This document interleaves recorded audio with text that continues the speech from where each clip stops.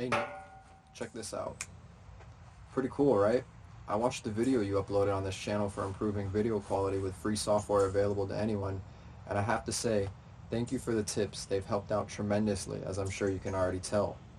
With that being said, I do have some questions for you, but they'll be at the end of the video.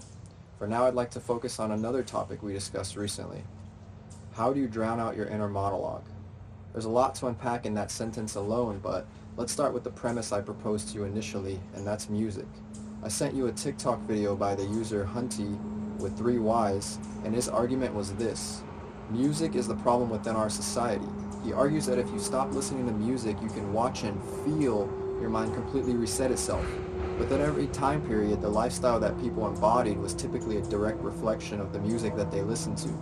Some examples he included in the video were the 60s, classical period, and the Gilded Age, but some other notable examples include the jazz age of the 1920s, the blues, folk, and swing music of the Great Depression, the disco and punk era of the 1970s, and more recently the EDM and festival era of the 2010s.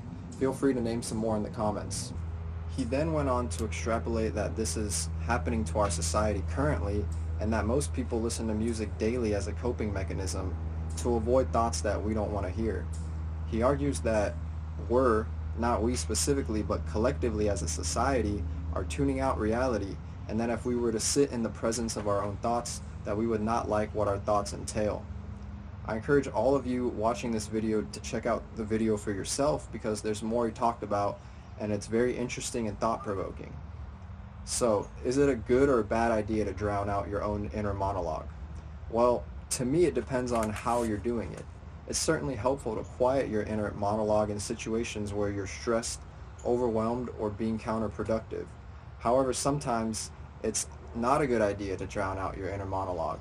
Certain thoughts or experiences will lead to specific emotional states, and many times we need to process our emotions properly, and that involves feeling them, acknowledging them, and realizing what these emotions are trying to tell us.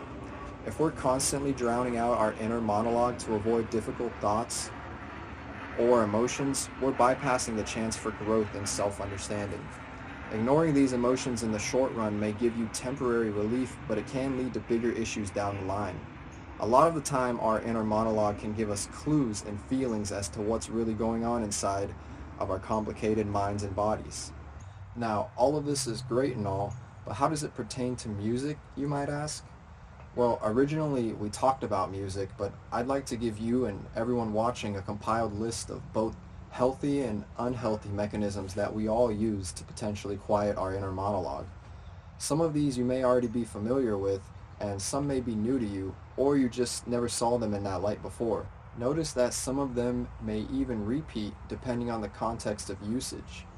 If there's anything I missed or that you'd like to include, please do so in the comments. Also, disclaimer before I put these up on screen, this video is for educational and informational purposes only. This is not intended as medical advice. Please consult a qualified healthcare professional to figure out the best and safest options for you. Nick, as you're reading these mechanisms on screen, I'd like to briefly just ask you a few questions about everything we talked about. Do you think that music is a healthy or an unhealthy mechanism for quieting your monologue? What are your favorite musical genres for doing so? Do you think that the kind of music we choose to listen to says something about what we're specifically trying to process or avoid in our lives? Finally, I'd like to thank Hunty with 3 Ys on TikTok for his content and for the premise of this video. That's all for today. Thanks for watching. But wait, Nick, don't click off just yet. I've got some questions for you specifically. First off, thank you for the video. It was really helpful. You said that you had 6 or 7 years of experience making these videos, and it clearly shows.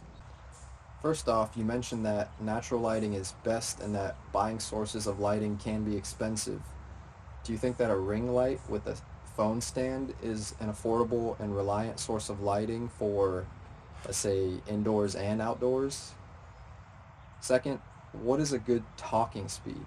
My first video on this channel was difficult for me to watch back in real time, but I felt that if I were to put it at 1.5 times the normal speed, it would have been the perfect speaking speed, but it also would have just been kind of obvious that I did that.